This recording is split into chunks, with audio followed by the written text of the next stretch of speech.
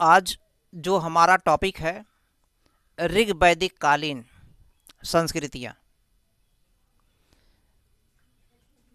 आप सभी को विदित होगा, भारत जैसे प्राचीन देश में एक समय अगर देखेंगे हमारे यहाँ सबसे बड़ी सभ्यता थी हड़प्पा सभ्यता, जिसे सिंधु घाटी सभ्यता भी कहते हैं, इंडस वैली सिविलाइजेशन। अगर सबसे पहली सभ्यता देखेंगे तो मेसोपोटामिया की सभ्यता मिलती है, लेकिन सबसे बड़ी सभ्यता हमारी ही सभ्यता थी, हड़प्पा सभ्यता। हड़प्पा सभ्यता का विनाश कैसे हुआ, इस पर भी इतिहासकारों में मतभेद है। एक मत मानता है कि बाढ़ के कारण हड़प्पा सभ्यता का विनाश हुआ, दूसरा मत ये मानता है कि हड़प्पा सभ्यता के विनाश का मुख्य कारण आर्यों का आगमन और आर्य लोगों के साथ हमारे जो सभ्यताएं थीं, हमारी जो संस्कृतियां थीं, उन सभ्यता के लोगों के साथ युद्ध हुआ, जिसमें ये लोग हार गए और आर्य लोग विजयी हुए। और जो आर्य लोग विजयी हुए वही वैदिक कालीन सभ्यता हुई। वैदिक काल को हम लोग अर्थात इतिहासकार लोग जो है हमारी जो एनसीईआरटी या जो भी है सब जगह जो है वैदिक काल को दो भागों में बांट दिया गया है। वैदिक काल को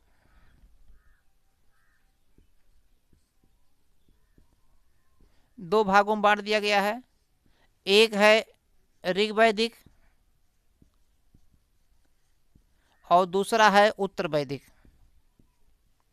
उत्तर वैदिक तो जो ऋग्वैदिक उत्तर वैदिक को बांटा गया है, इसके बांटने के पीछे मुख्य कारण क्या है?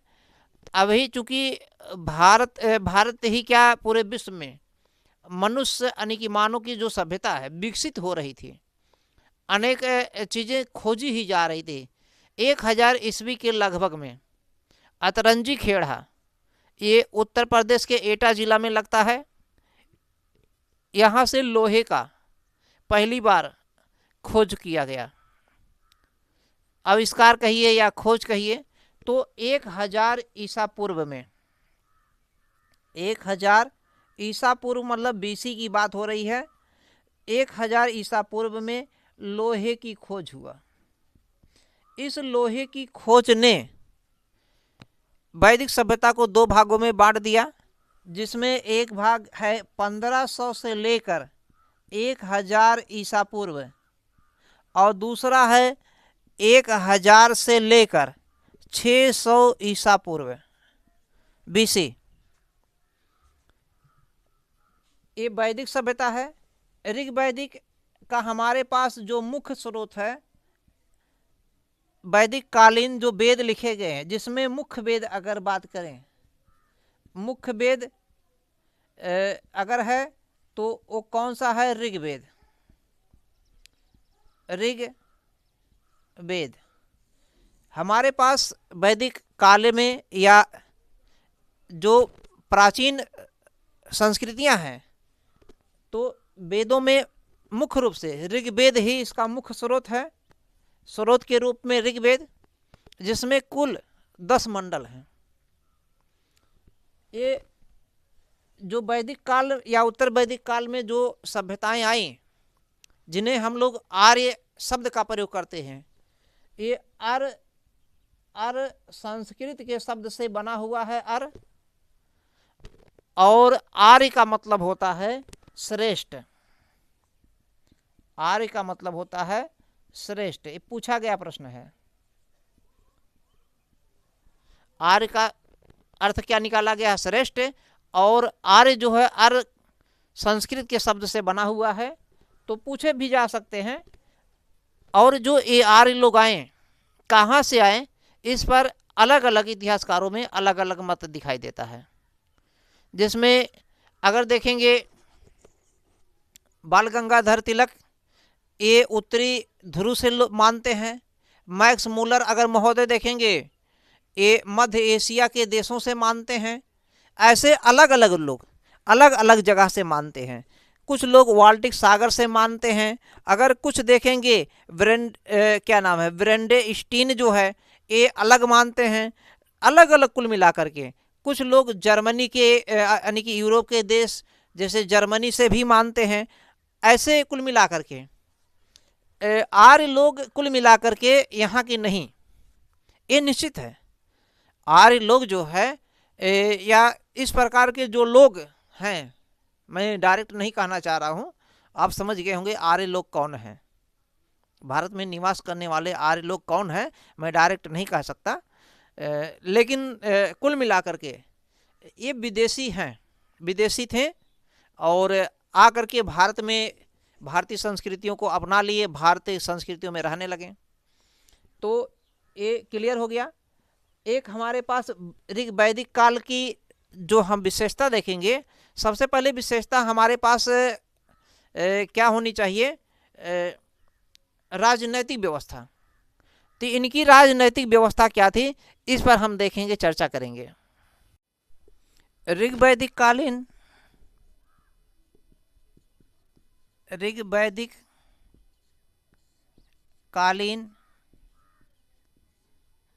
वैदिक कालीन हमारे पास राजनीतिक व्यवस्था क्या थी, राजनैतिक जो ढांचा था, राजनैतिक संरचना कैसा था। इसमें देखेंगे जो आर्य लोग आए हैं ये जनों में विभक्त थे।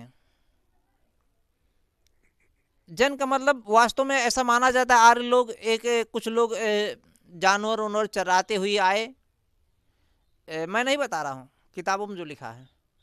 और आए तो भारत में, चूँकि हमारे यहाँ सिंधु सभ्यता थी, इन सिंधु सभ्यता जो एक शहरी सभ्यता थी, इनके साथ उनका युद्ध हुआ। चूँकि ऋग्वेद में कई जगह जो है पुरंदर शब्द का भी प्रयोग मिलता है, दस्युन शब्द का मिलता है। दस्युन माने दास दस्यु। तो दास दस्यु को एक इंद्र नाम का कोई व्यक्ति था, जिसे आज के समय हम लोग देवता मानते हैं, भगवान मानते हैं। वही संभवतः इंद्र, जिनके लिए पुरंदर शब्द का प्रयोग हुआ। पुरंदर मतलब दुर्गों को भेदने वाला, पुरों को तोड़ने वाला। पुर मतलब दुर्ग, क्योंकि दुर्ग तब भी था, आज भी थे। दुर्ग मतलब फोर्ट, किला, जो रक्षा के लिए, सुरक्षा के लिए होता है। तो इस प्रकार के शब्दों का उल्लेख मिलता है। उन शब्दों के आधार पर जो ऋग्वेद में लिखा गया, उन्हीं के आधार पर राजनीतिक व्यवस्थाओं का ढांचा दिखाई देता है। उस समय अगर देखेंगे तो जन का प्रयोग दिखाई देता है। जन में मुख्य रूप से कई जन थे, लेकिन मुख्य रूप से अगर देखेंगे तो 5 जनों का उल्लेख मिलता है। तो 5 जन हमारे पास कौन कौन हैं? एक था अनु, द्रुहा, 5 जन थे। जन में कौन कौन 5 जन थे? एक अनु है और दूसरा है द्रुहा। द्रुहा के बाद में अगर देखेंगे तुरुस है, पुरु है, पुरु। और क्या है? पुरु के बाद में अगर देखेंगे दुर्वस है और यदु है। दुर्वस और दुर्वस के बाद में एक और आपको मिलेगा यदु। ये 5 तो जन थे, लेकिन इसके अलावा और भी जन थे। ये मुख्य जन है, अनु, द्रुहा, पुरु, दुर्वस और यदु। ऋग्वेद में एक जगह दासराग युद्ध का भी उल्लेख मिलता है। दासराग युद्ध अगर देखेंगे, एक नदी है परुषणी, परुषणी, जिसका आज का नाम है रावी। परुषणी नदी के तट पर जो है एक जन इधर था एक जन इधर है और दूसरा जन इधर है। तो एक जन जो ये जन है, ये जन का नाम था भरत, ये भी एक जन था। और दूसरा जन अगर देखेंगे तो इधर में ये पांचों जन थे, ये भी पांचों जन थे, साथ में अन्य 5 और थे, 5 अन्य जन और थे। कुल मिलाकर के इस साइड में 10 जन थे। 10 जन मतलब 10 राजा, 10 राजाओं का समूह था, राजाओं का समूह। युद्ध हुआ। इस युद्ध में भरत जन का जो राजा था सुदास, सुदास ये विजयी हो जाता है और ये 10 राजाओं का जो समूह था, 10 राजा मिल के लड़े थे, ये पराजित हो जाते हैं। ऐसा हमें ऋग्वेद में मिलता है। तो आपके दिमाग में आ रहा होगा जन कौन था। आप सोच रहे होंगे सर ने पहले जन या इनके कर्म को क्यों नहीं बताया। इसलिए नहीं बताएं ताकि आप जानने की कोशिश करें, जिज्ञासा करें जन कौन थे। जन कौन थे अभी मैं बाद में चर्चा करता हूं। कुल मिलाकर के ऋग्वेद में परुषणी नदी पर 2 जनों के बीच में युद्ध दिखाई देता है। एक जन की तरफ भरत जन है और दूसरी जन में 10 जन थे। 10 जन में 10 राजा हुए, जिसमें ये 5 जन ये थे और 5 जन अन्य राजा थे। कुल मिला के 10 राजा थे। 10 राजा, ये 10 राजाओं के विरुद्ध लड़ा गया था, इसलिए इसे दास राज्य युद्ध भी कहा जाता है, युद्ध भी कहा जाता है। इसमें सुदास जो भरत जन के राजा थे, सुदास विजयी हुए। चूंकि विजयी हुए थे सुदास भरत जन के कारण, इसलिए इसी भरत जन के नाम पर आगे चलकर जिस क्षेत्र में रहते थे, इस क्षेत्र को भारत के स्थान पर भारत कहने लगे। और ये जो क्षेत्र था भारत में सरस्वती और यमुना नदी का बीच का क्षेत्र था। सरस्वती और यमुना नदी, यमुना नदी के बीच का क्षेत्र था। यमुना और सरस्वती की नदियों के बीच का जो क्षेत्र था, उसी क्षेत्र में ये सुदास लोग थे, भरत जन के लोग थे। क्लियर हो रहा है यहाँ तक।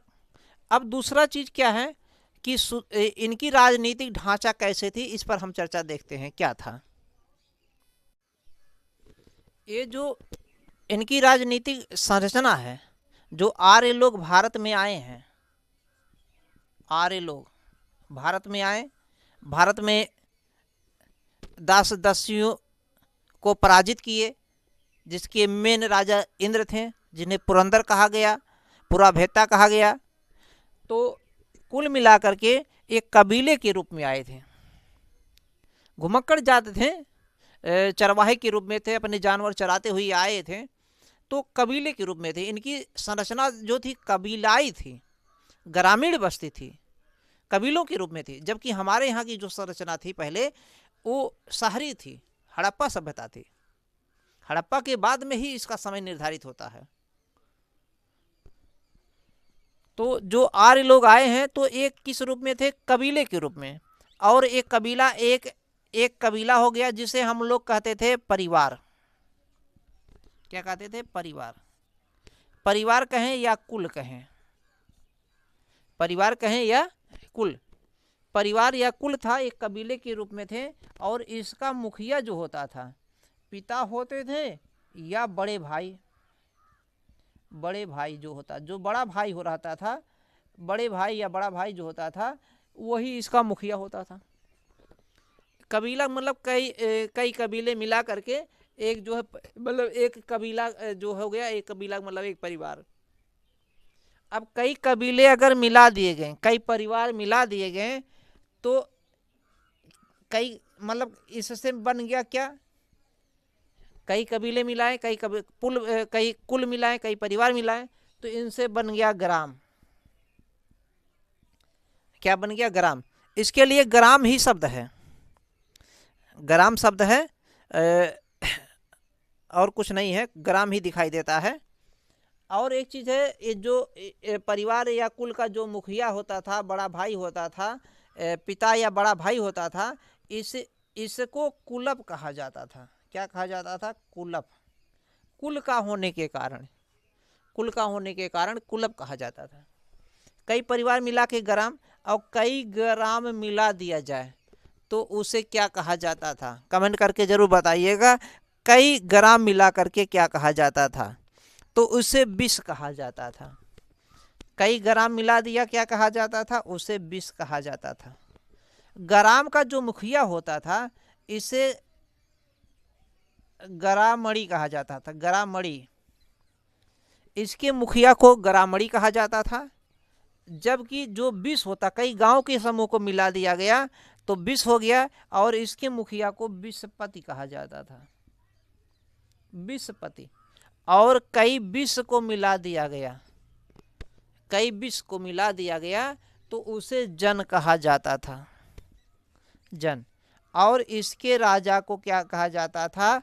जन के राजा को राजन कहा जाता था। राजन या राजा। राजन भी शब्द आता है और राजा भी शब्द आता है। राजा या राजन। हालांकि देश के लिए या राज्य के लिए राष्ट्र शब्द का भी प्रयोग हुआ है।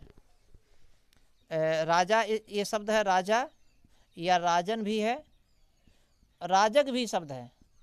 अभी मैं आगे चर्चा करूंगा कि छोटे राजा को क्या कहते थे, उससे बड़े राजा को क्या कहते थे, उससे बड़े राजा को क्या कहते थे। राज्य के लिए यही जन अब समझ में आ गया। जन मतलब एक छोटा छोटा राज्य, क्योंकि उस समय बड़े राज्य नहीं हुआ करते थे, छोटे छोटे राज्य हुआ करते थे। जैसे एक जन भरत जन था, दूसरा उरु जन था, एक पुरु जन था, एक द्रुहा राज्य था।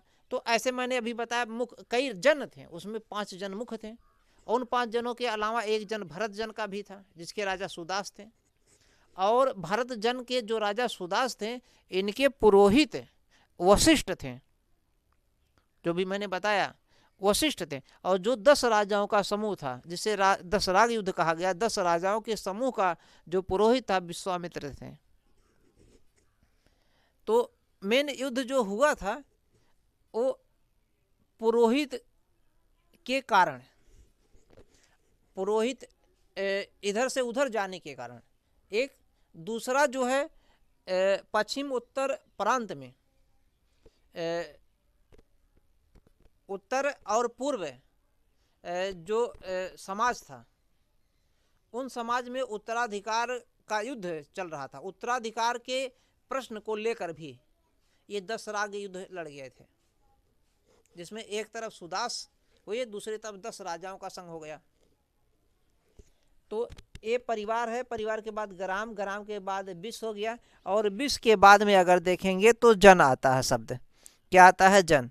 जन के राजा को जो है क्या कहा जाता था? जनपद या राजा कहा जाता था। क्या कहा जाता था? जनपद या राजा। समझ में आ गया होगा। उस समय अगर देखेंगे, जो ये राजा है या राजन है, इसका मुख्य काम क्या होता था? ये लड़ता था अपने जन के लिए, जन मतलब अपने राज्य के लिए। कुल मिलाकर के इसका काम सैनिक और प्रशासनिक 2 काम था। और युद्ध करना, अपने लोगों के रक्षा के लिए क्या करता था? रक्षा करता था। रक्षा। और रक्षा के करने के लिए युद्ध करना पड़ेगा, और जब युद्ध करेगा तो जीतेगा। तो इसको एक शब्द ऋग्वेद में बलि शब्द का प्रयोग आया है। बलि। ये बलि शब्द क्या था? एक प्रकार का टैक्स था, ऐसा इतिहासकारों का मानना था। क्या था? एक प्रकार का कर था। अब कर 2 तरीके से होते थे, ऐसा इतिहासकारों का मानना है कि कर कुछ लोग स्वेच्छा से देते थे और कुछ लोगों के लिए अनिवार्य कर दिया गया था। अब जैसे जो उस जन के लोग जो थे, जिस जन के राजा हैं, उस जन के लोग संभवतः स्वेच्छा से कर देते थे। लेकिन उस जन के यदि राजा ने किसी दूसरे जन को जीत लिया है, तो जीते गए जन के जो लोग थे उनको ऐसा माना जाता है कि संभवतः उनके लिए कर यानी कि बलि जो है अनिवार्य रूप से कर दिया गया था, और ये जो बलि था ये अन्न के रूप में था। किस रूप में था? अन्न। अभी अभी सिक्के का प्रचलन नहीं हुआ है, मुद्रा का प्रचलन नहीं हुआ है। इसका मतलब जो अभी वस्तु विनिमय ही है, अन्न है या तो पशु है। यहाँ पर अगर देखेंगे इसी के राजनीतिक संरचना में विधि या न्याय के लिए कोई विशेष उल्लेख नहीं है। विधि आवलिक न्याय के लिए कोई उल्लेख नहीं दिखता है, लेकिन ऐसा माना जाता है पुरोहित के माध्यम से। पुरोहित कौन होता था, अभी उस पर भी चर्चा करेंगे। पुरोहित के माध्यम से राजा इसका जो है न्याय करता था। राजा न्याय करता था किसके साथ में? पुरोहित के साथ में, पुरोहित के साथ मिलकर। और ऐसा माना जाता है कि जो ऋग्वैदिक संरचना थी ये राजतंत्रात्मक थी। वैदिक संरचना जो थी राजतंत्रात्मक थी, राजतंत्र से प्रेरित थी।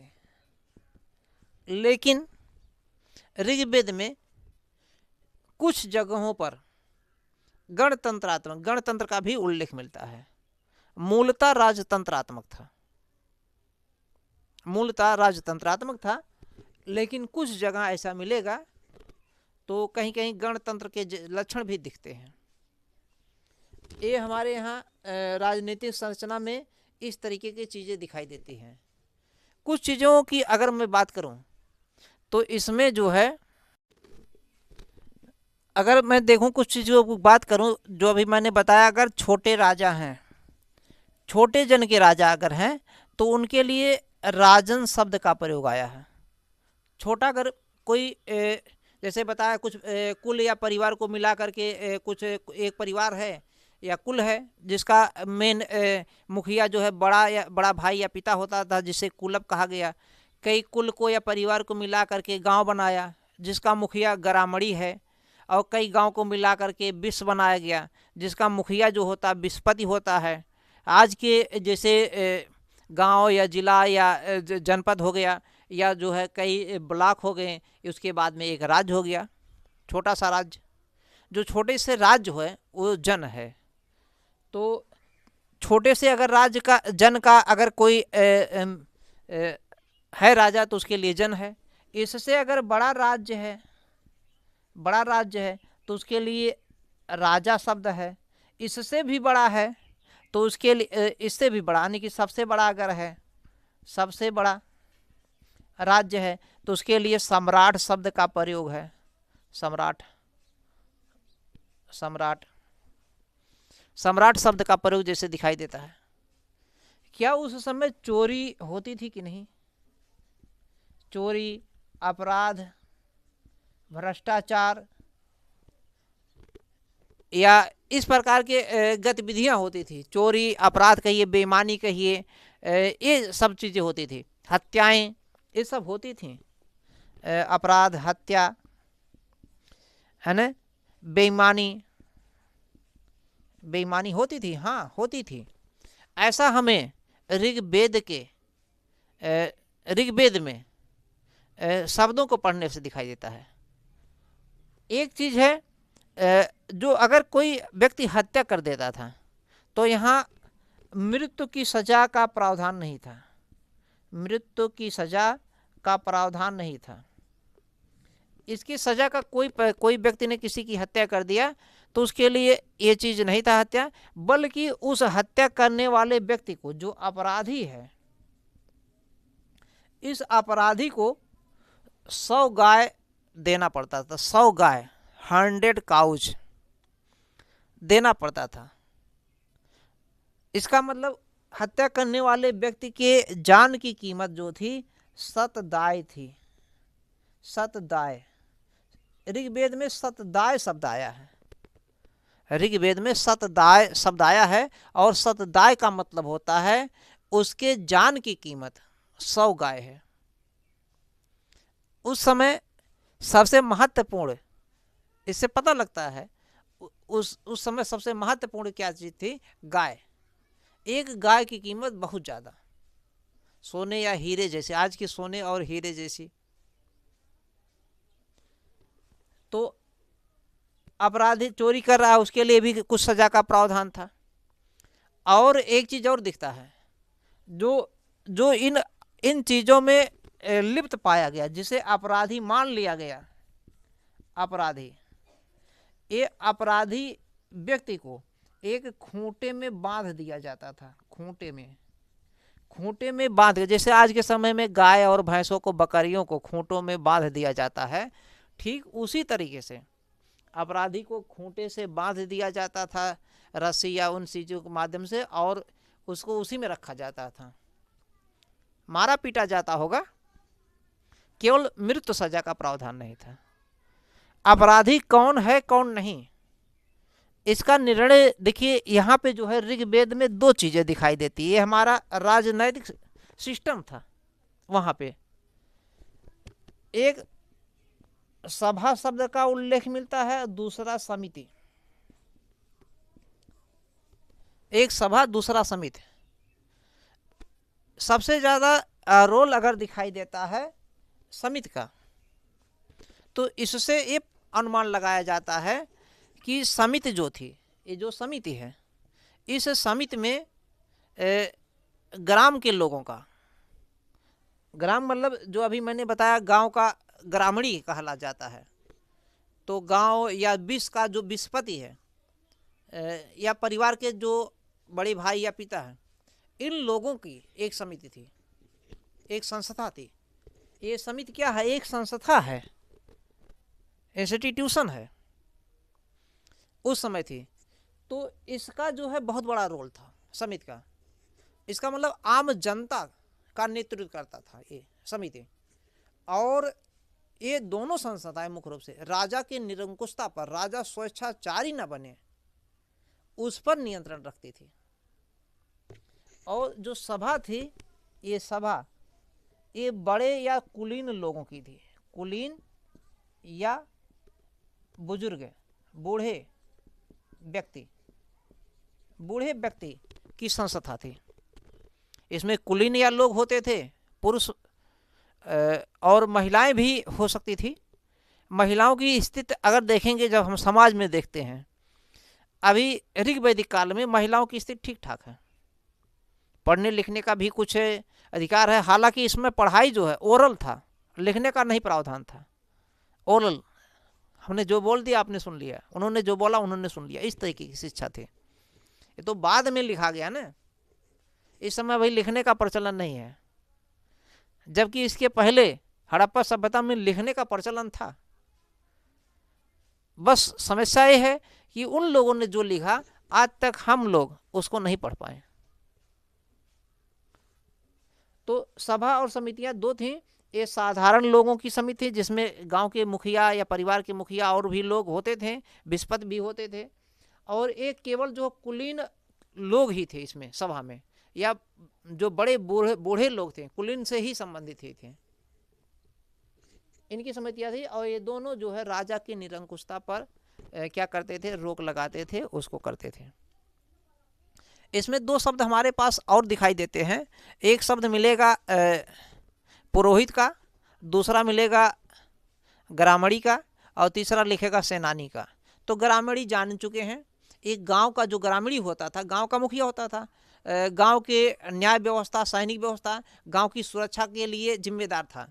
गांव में, प्रत्येक गांव में एक पुर होता था। पुर मतलब होता है दुर्ग। क्या होता है? पुर।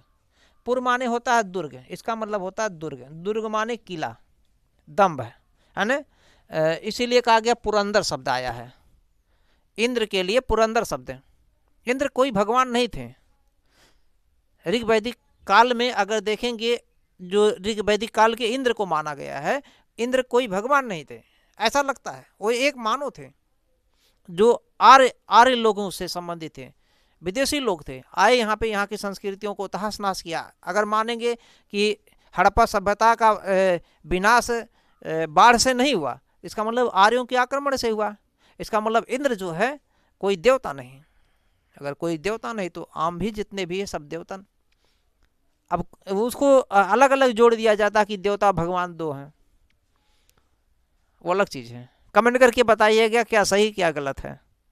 मैं तो नहीं जानता, मैं इतना जानता हूँ कि वो उन्हीं के साथ में उन्हीं के प्रमुख थे, उन्हीं के राजा थे, उन्हीं के ये लड़ने वाले थे। सेना राजा मतलब सेना लड़ने वाले थे, उनको पुरंदर कहा गया। पुरंदर का मतलब होता दुर्ग को भेदने वाला, किलों को तोड़ने वाला। किलों को, हमारे किलों को उन्होंने तोड़ दिया और हम लोगों को दास दस्यु बना दिया। दास दस्यु मतलब समझ रहे हैं ना, यानी कि सबसे छोटा सबसे कमज़ोर, और अपना श्रेष्ठ बन गए। और आर्ग मतलब श्रेष्ठ, इसीलिए वो भी कहे भी। और हम लोगों के लिए अनेक शब्दों का प्रयोग कर दिया। अनेक शब्दों में अगर देखेंगे कुछ हम लोगों के लिए नए नए शब्द ला दिए थे कि वेद को ना जानने वाला, वैदिक यज्ञ ना करने वाला। संस्कृत में सब लिखा गया है, सब चूँकि ये प्राक संस्कृत था। जो ऋग्वेद है वो प्राक संस्कृत में है। वो भी ऋग्वैदिक काल में नहीं लिखा गया, वो तो बाद में, क्योंकि ओरल शिक्षा थी। शिक्षा जो थी, एजुकेशन ओरल था, बाद में लिखा गया ना। वो भी प्राक संस्कृत था। आज की संस्कृत से बहुत ज़्यादा जटिल था। तो इतना समझ में आ गया होगा। अगर समझ में हमारी बात आ गया, अभी और है चर्चा करना है, तब तक के लिए मैं इसी पे रोकता हूँ। वीडियो को लाइक करिएगा ज़रूर अगर समझ में आया है, ताकि हम और आगे वीडियो बनाते रहें। लेकिन इसमें जितने चीज़ बताएं सब कंपटीशन में आए हुए प्रश्न है। अब डायरेक्ट नहीं, इनडायरेक्ट में क्वेश्चन यहीं से बनेंगे। अब क्वेश्चन कैसे बनता है, निम्न कथनों पर विचार करें। ऋग वैदिक कालीन राजनीतिक व्यवस्था राजतंत्र पर आधारित थी। दूसरा स्टेटमेंट बना सकते हैं कि वहाँ पर हत्या अपराध जैसे आम चीज़ थे, जिसमें राजा कुछ नहीं रोक पाया, ऐसा भी लिख सकते हैं। तो आप केवल उसमें समझिए और उसके टेक्निकल वर्ड को समझिए, फिर ही क्लियर। तो मेंस आप लिख सकते हैं। कुछ लोग मेंस मानते हैं बहुत कठिन होता है, मेंस तो आपको लिखना है, सही गलत जो भी आएगा लिखेंगे। लेकिन प्री जो होता है ब्लैक एंड वाइट होता है, या तो सही या तो गलत। प्री नहीं निकला मेंस कैसे लिखेंगे। इसलिए जानिए पहले, बढ़िया से पढ़िए, ऊपर ऊपर नहीं। सतही ज्ञान से कोई फायदा नहीं। वीडियो को लाइक जरूर करिएगा और कमेंट जरूर करिएगा। धन्यवाद।